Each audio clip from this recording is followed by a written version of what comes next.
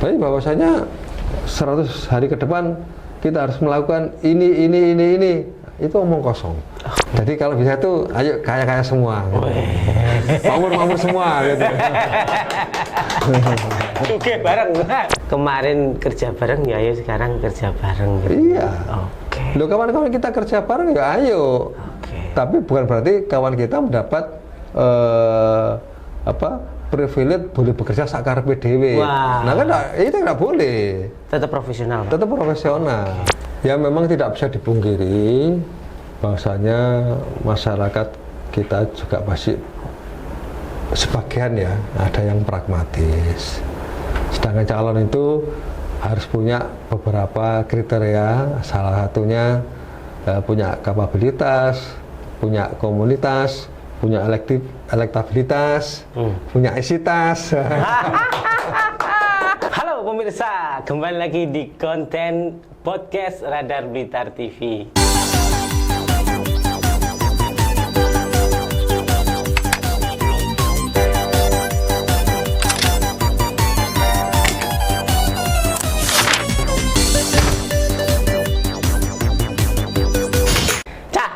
Iki sapa iki bintang tamune atau narasumber sapa ya? Gawat ya. Senior iki, senior. Beliau itu seorang politisi. Yes. Awak ya. Pengusaha. Yoi. Ya. Artinya politisi itu harus selesai secara ekonomi, bener ya gitu. Politisi, pengusaha, dan kemarin itu ini faktanya adalah seorang wakil wali kota Blitar. Nah, dan juga tetangganya Radar Blitar. Ternyata tetangganya. Langsung kita sapa beliau, Bapak Duduk Sunaryo. Assalamualaikum. Waalaikumsalam. Berapa Pak, sehat Pak? Alhamdulillah. Alhamdulillah Pak. Tadi jalan kaki atau tetangga jalan kaki.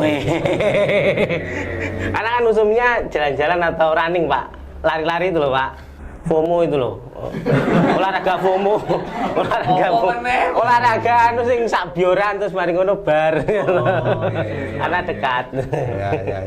Pak, terima kasih sudah mampir di kantor kami yang legend nih Pak, Radar Blitar nih Pak. Luar biasa nih kantornya. Pak, tim-tim ini loh Pak, tim-tim julid Radar Blitar TV ini banyak mengajukan pertanyaan. Ayo Mas, undang Pak Duduk Sunaryo ini. Kita punya banyak pertanyaan julid ini ya. Tapi sebelum ke pertanyaan julid ini Pak, Bapak ini sebagai wakil wali kota di periode 2020 sampai 2024 ya Pak ya? 2021 oke. Sampai 2026 SK Mendagri. Oke, tapi harus selesai di 2024 ini karena ada pilkada serentak ini. Tidak. Gimana Pak?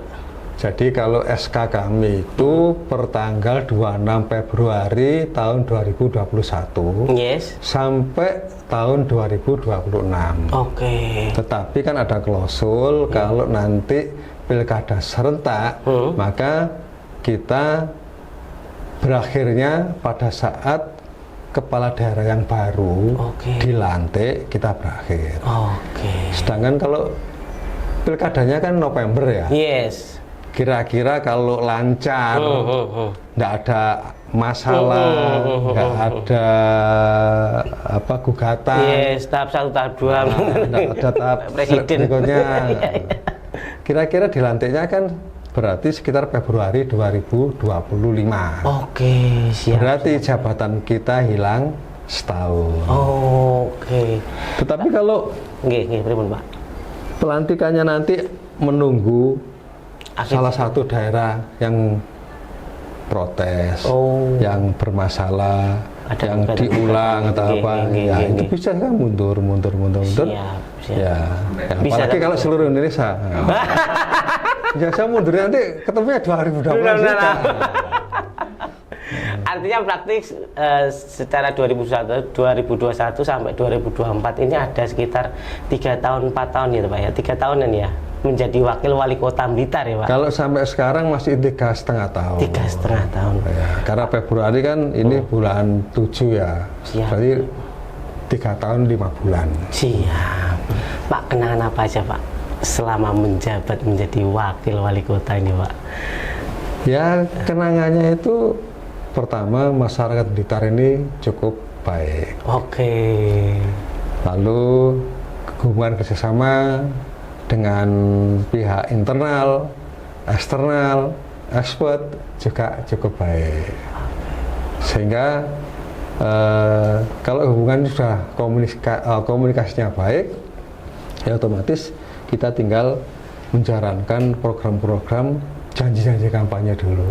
Dan alhamdulillah mendekati baiklah semuanya. Oke. Apik. Oh, tepuk tangan coy. Pak, artinya 3,5 tahun itu membuat, kalau kinerjanya baik ya, atau klaimnya Pak Cucuk ini, berarti kan masyarakatnya itu, wah, Pak Cucuk ini dikangeni ya, toh, dikangeni atau digandrungi ya. Kalau di lagunya Pak Kep itu kan sudah kadung gandrung ya, sudah kadung gandrung itu artinya apa istilahnya Pak? Sudah membuat berada di hati masyarakat Kota Blitar Pak. Sosok Pak Cucuk sendiri ini. Kalau itu ya yang menilai masyarakat. Oke, Ya. siap.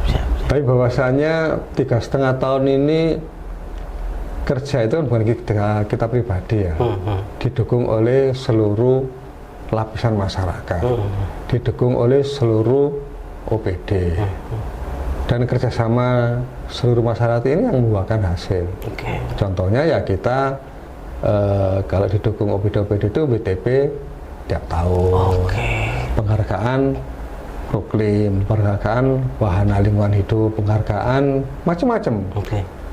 Jadi tahun ini saja kita ini dapat penghargaan 65, 30 itu kurang lebih dari pemerintah provinsi, dan lebihnya juga dari pemerintah pusat. 65 penghargaan, udah digenep nih 100 Pak. 100 award dia. Iya, jadi tetapi apakah itu semua sudah berjalan dengan baik? Belum tentu. Ya, jadi masih banyak hal-hal yang perlu ditingkatkan, masih banyak inovasi-inovasi yang harus dilakukan supaya ke depan ini paling tidak penghargaan itu pemicu kita untuk memberikan yang terbaik buat masyarakat. Oke, ketika Anda menjadi wakil wali kota, ini agak flashback ke belakang aja Pak, tentang sosok Pak Cucuk ya toh.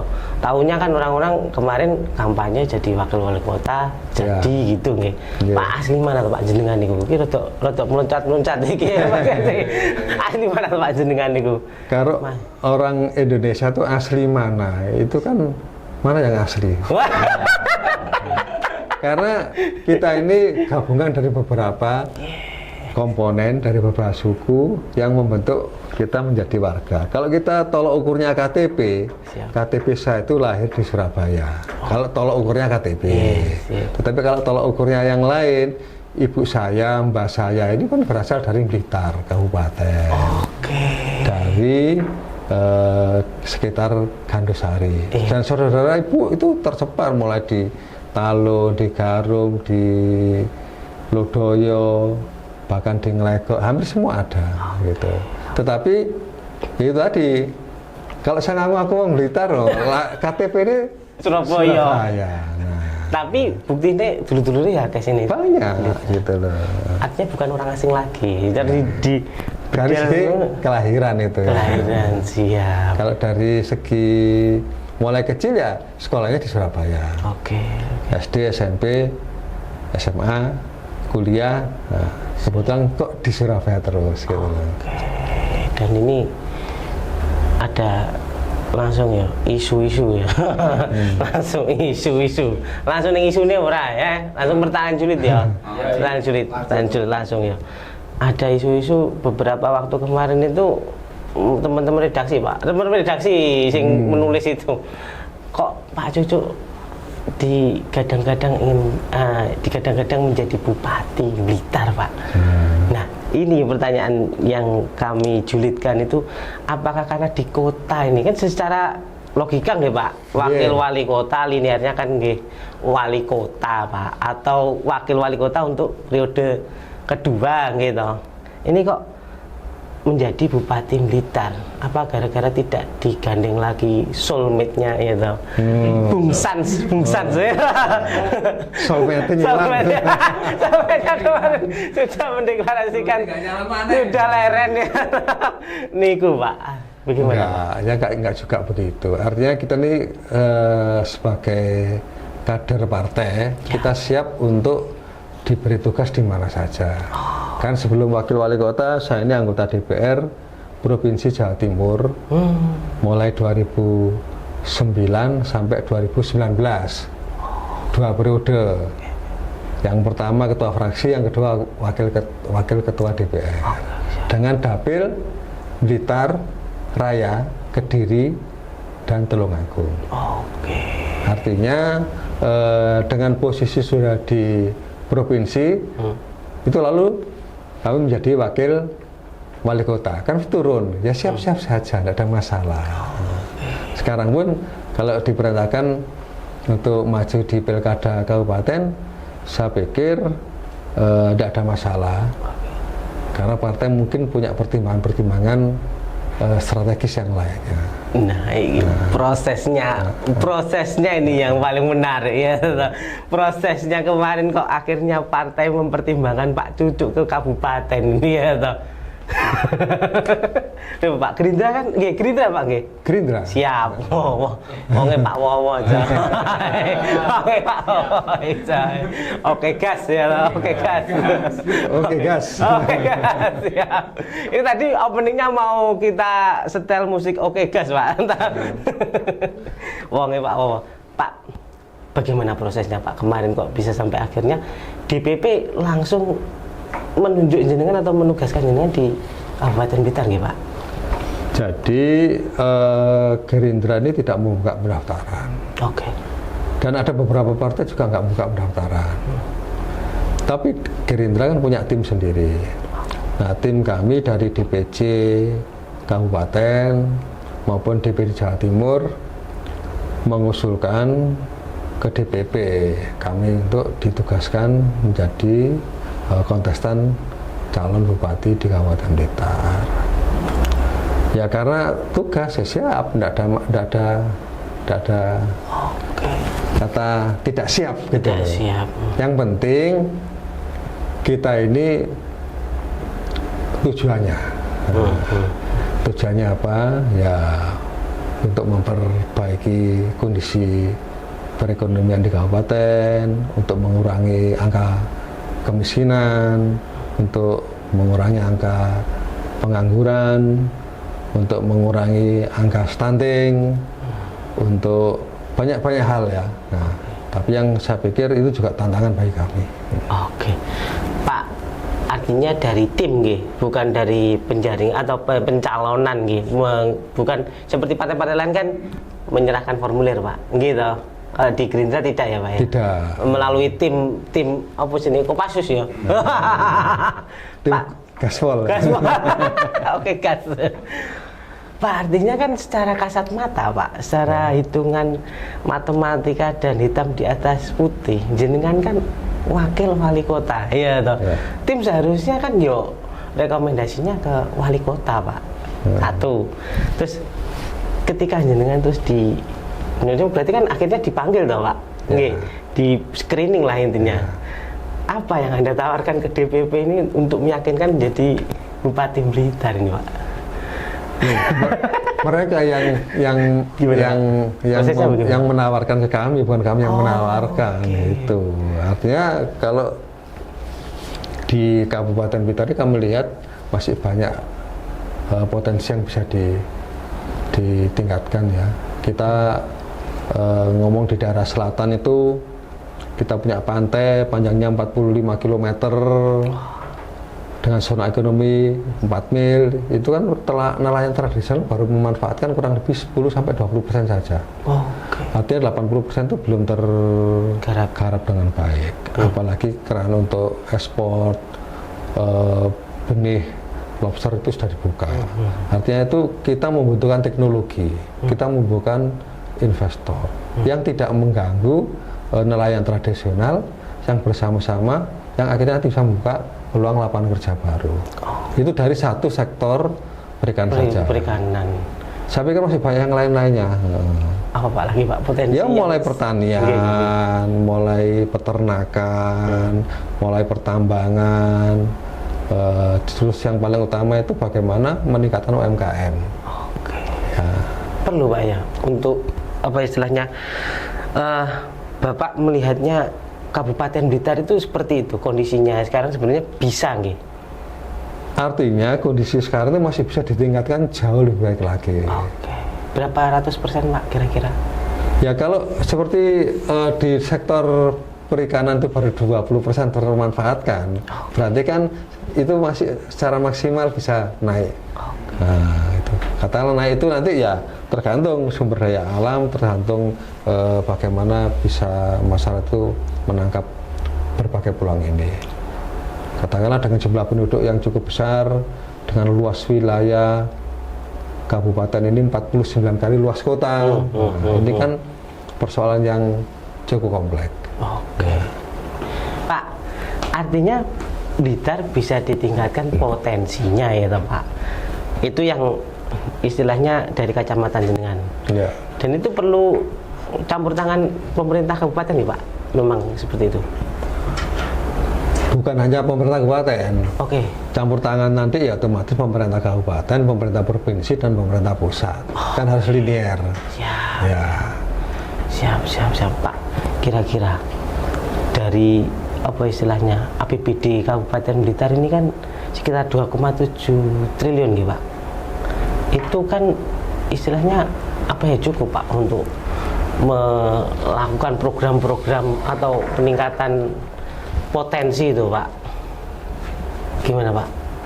Jadi kalau berbicara APBD ini karena kami ini kan di kota ya.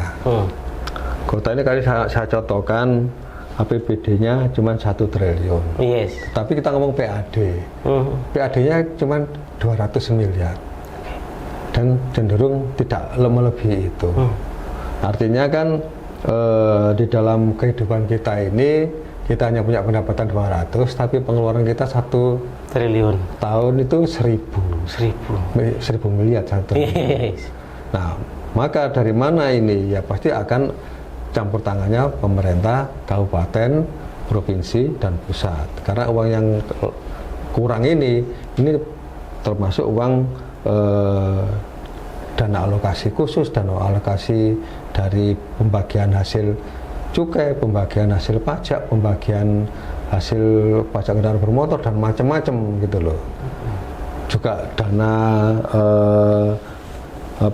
bantuan pemerintah provinsi. Ya. Sehingga pemerintah kota maupun kabupaten cenderung masih belum bisa mandiri, masih belum bisa kuat. Karena dengan APBD kalau kota 1 triliun ya, yes. Kalau kabupaten nanti kan karena saya belum masuk kabupaten, yes. Otomatis jangan nanti masuk dapur wong liya. Tapi minimal sudah mempelajari Pak. Ya, dikit-dikit kurang lebih sama. Artinya gini, dengan luas wilayah saya bertanyakan cukup apa enggak ya berat. Yeah. Artinya gini, kita dikunci ya. APBD itu 30% itu maksimal untuk belanja gaji pegawai, mulai ASN ya termasuk gaji wali kota, termasuk gaji bupati, DPR. Nah, lalu kita dikunci lagi dengan adanya 20% dana untuk pendidikan. Kan 50% sudah.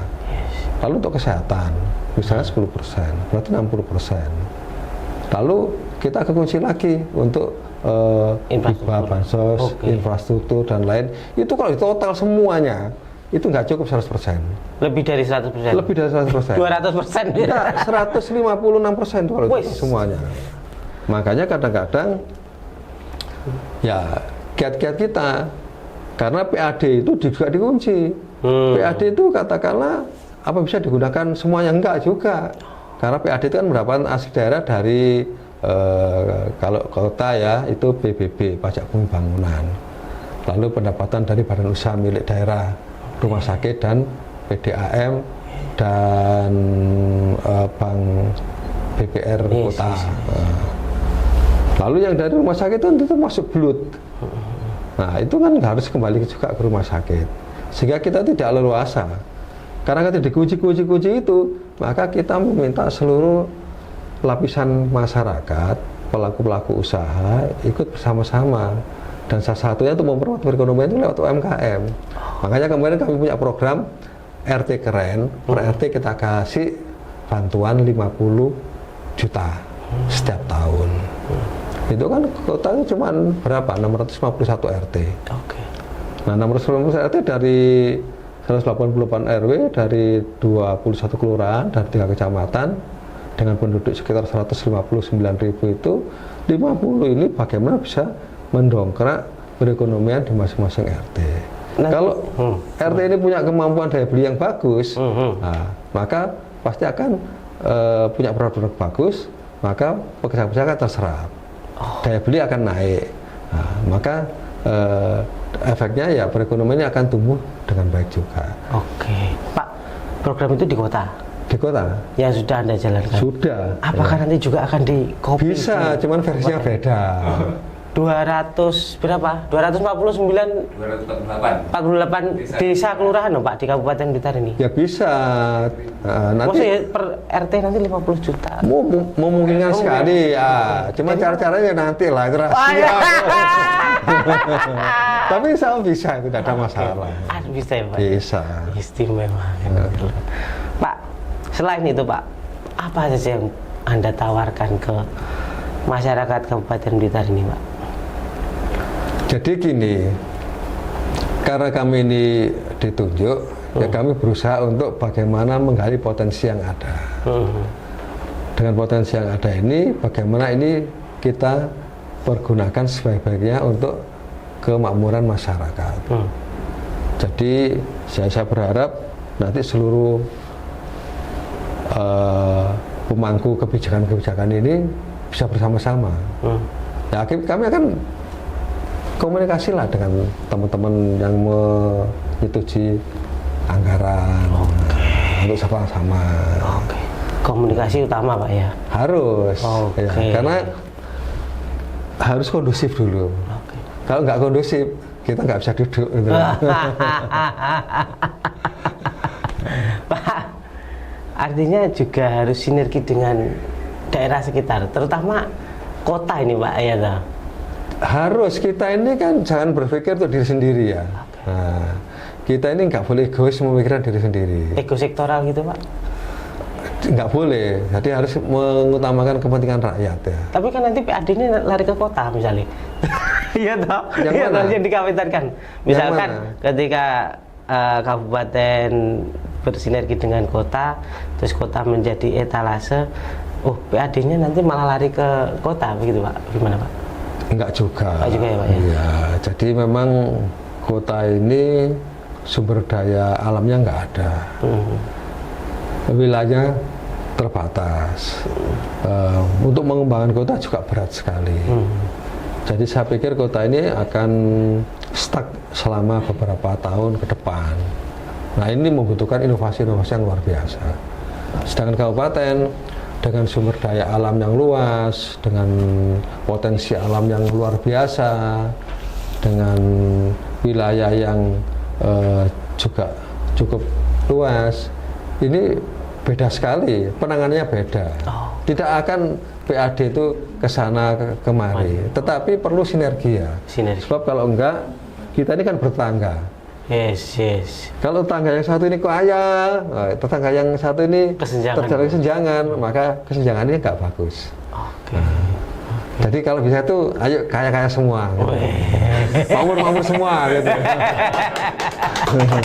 Oke, bareng. Aku nggak mau. Ini menyebutkan slogannya yang pas lahir. Loh, ayo bareng-bareng kaya. Yes, siap. Jangan bareng-bareng miskin. Pak, ini yang paling sering dimunculkan di komentar-komentar ketika kita mengangkat isu di kabupaten, infrastruktur Pak. Fisik ngomongin roh, fisik itu ndak roh jerone ati bagaimana. Ini anak cewek-cewek itu begini gitu Pak. Yang dilihat itu fisiknya gitu loh itu. Infrastruktur Pak, pembangunan fisik Pak, yang selama ini sering dikomentari atau menjadi hashtag ya di sosial media. Bagaimana Pak Jenengan menanggapi itu? Ya kalau pembangunan fisik memang sebelum orang berkomentar, orang harus tahu semuanya. Nah, potensi keuangan, potensi kemampuannya. Bagaimana kita punya uang sedikit, lalu kita bisa memilih dengan baik, itu lebih bermanfaat dan lebih efektif hasilnya. Kalau sudah uangnya sedikit, memilihnya tidak baik, itu berbahaya. Apalagi punya uang banyak, memilihnya juga nggak baik, itu juga amburadul. Jadi saya pikir manajerial daripada meminit ini yang diperlukan. Karena etalase itu dilihat dari situ. Tapi sebenarnya Kabupaten Blitar bisa Pak ya untuk meredam ini kan stabilitasnya. Harus bisa. Oke. Harus bisa. Sangat bisa. Gitu loh. Oke, Pak. Artinya jenengan setelah mendapatkan tugas ini kan mau tidak mau harus mempelajari ya, demografi Kabupaten Blitar, geografi, okay, semacam itu. Seandainya Pak, jenengan nanti ini seandainya jenengan nanti akan tinggal di Pendopo Ronggo Hadinegoro ya. Apa Pak yang pertama, mungkin 100 hari pertama ya Pak ya, apa yang pertama yang Anda lakukan untuk masyarakat Kabupaten Blitar Pak? Jadi kalau ngomong 100 hari pertama, itu hampir para kandidat itu tidak mungkin akan bisa melaksanakan itu. Kita ini akan dikunci oleh undang-undang. Jadi kepala daerah yang baru itu akan melaksanakan program-program yang disetujui oleh kepala daerah sebelumnya bersama anggota DPR. Nah, syukur-syukur pada saat kampanye kita ada komunikasi program-program kita itu dengan teman-teman di DPR yang satu partai dengan kita, apalagi yang mendukung kita. Kita nanti punya program ini. Nah, tapi penganggarannya mulai dimasukkan. Sebab kalau enggak, ya tetap nggak bisa. Tapi bahwasanya 100 hari ke depan kita harus melakukan ini, itu omong kosong.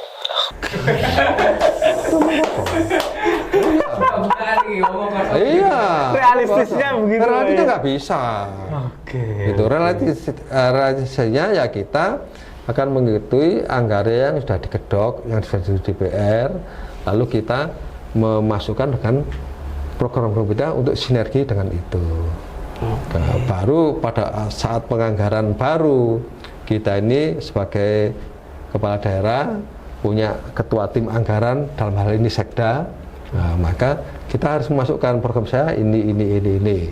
Nah, lalu bersama-sama dengan teman-teman di DPR untuk menyusun bareng-bareng, baru tahun berikutnya itu bisa dilaksanakan program kita. Itu baru hasil karya idenya kepala daerah baru itu Pak ya? Secara murni begitu. Karena kalau yang sebelumnya ini ya hanya bisa memasukkan lewat teman-teman anggota DPR kita yang sudah duduk di sana. Oke. Dan ini bisa saja sinergi, bisa saja. Kan nggak mungkin mereka menganggarkan di luar patokan-patokan yang ada.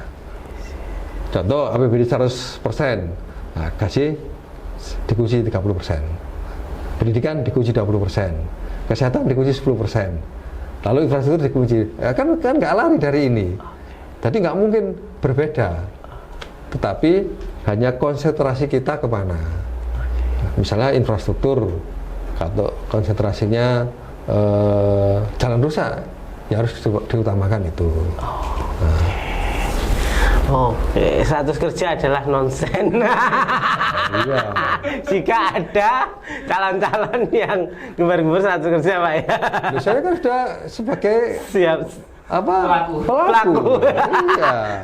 Bapak ini tahu segalanya.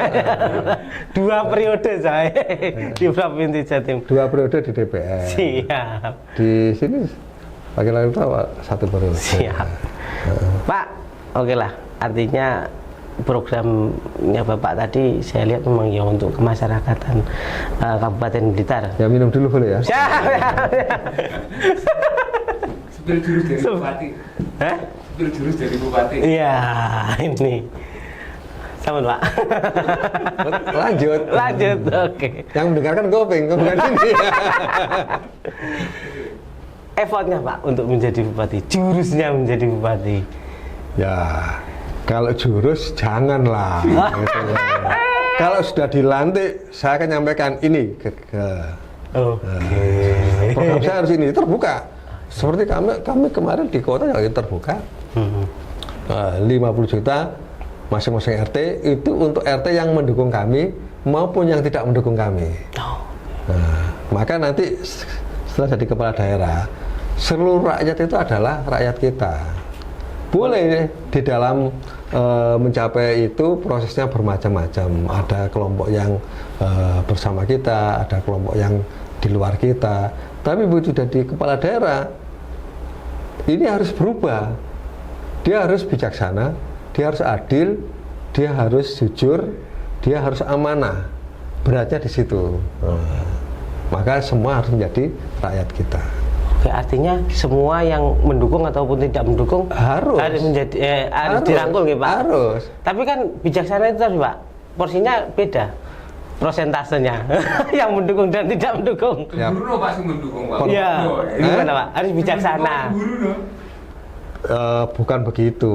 Artinya yang mendukung itu kan kalau sudah jadi kepala daerah kan kita kembalikan the right man and the right place ya. Jadi kita kembalikan lah gitu loh. Profesional lah gitu. Iya, profesional. Kemarin kerja bareng ya, ayo sekarang kerja bareng gitu. Iya. Oke. Loh kawan-kawan kita kerja bareng ya ayo. Oke. Tapi bukan berarti kawan kita mendapat privilege boleh bekerja sakarepe dhewe. Wah. Nah kan itu nggak boleh. Tetap profesional Pak. Tetap profesional gitu loh. Siap. Untuk soulmate-nya yang ini Pak, tetap ada komunikasi kan Pak? Loh kalau komunikasi Soulmate Kota Blitar itu Pak? tetap ada. Kan kita ini harus punya prinsip satu musuh itu terlalu banyak. 1000 kawan terlalu sedikit. Jadi kita nggak boleh punya musuh. Nah, Pak, ngomong-ngomong, kalau mau jadi kepala daerah ini kan harus punya apa yang ngarani logistiknya harus bukan hanya truk engkel tapi truk tronton Pak. Truk trontonnya berjejer-jejer. Gimana Pak terkait tentang mahar politik terus istilahnya biting nih. Bagaimana Pak? Ya memang tidak bisa dipungkiri bahwasanya masyarakat kita juga masih sebagian ya ada yang pragmatis. Sedangkan calon itu harus punya beberapa kriteria, salah satunya punya kapabilitas, punya komunitas, punya elektabilitas, punya isitas. Tetapi tidak semata-mata itu. Apalagi kalau yang ditanyakan mahar segala macam, ya itu saya pikir memang nggak etis. Dikatakan enggak itu kenyataannya ya, dikatakan ya itu juga nggak bisa dibuktikan, itu rahasia perusahaan.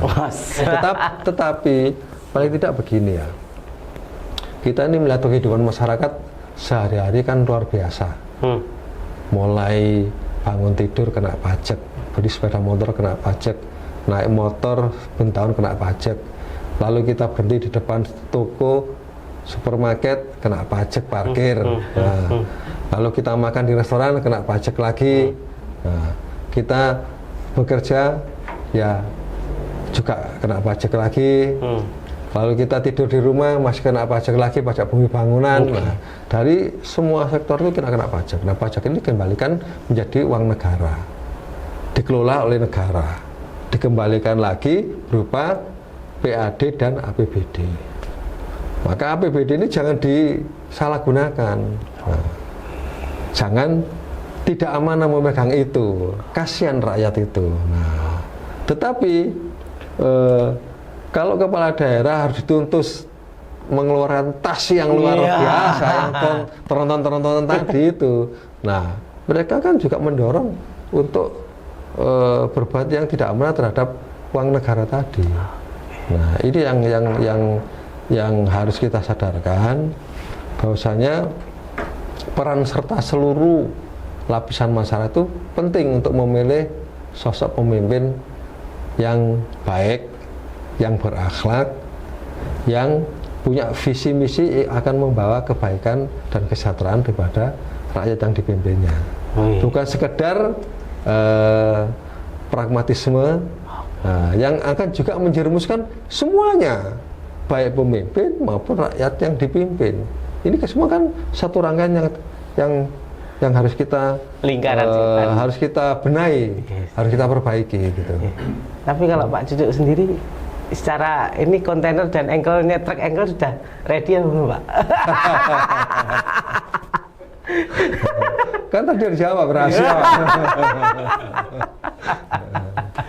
Oke, jangan pragmatis, karena judi yang pragmatis ini juga sudah dilarang oleh Adam. Oke Pak Cucuk, terima kasih atas waktunya. Mohon maaf jika kami ada kesalahan. Ingat ini gitu Pak, ngomong Radar Blitar ini omongannya jadi julid. Terima kasih Pak Cucuk.